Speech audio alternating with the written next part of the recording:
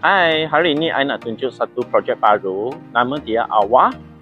So untuk showroom ini dia yang jenis 22x70. 4 bilik air. So dia build up ada 2200 square feet. Ini dia punya living,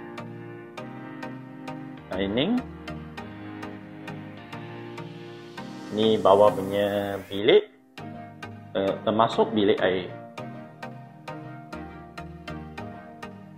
Okay.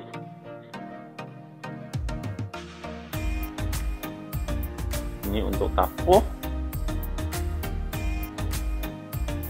So tadi ini pintu yang masuk itu bilik air.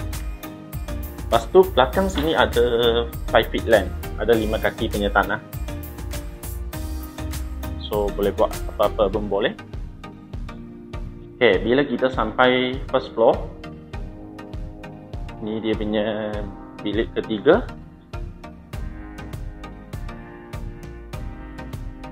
Ada individual bathroom.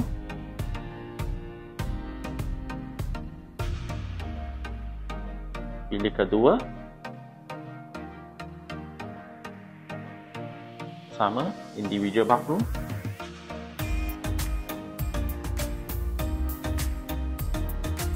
Ini bilik master. So dia ada balcony sendiri punya.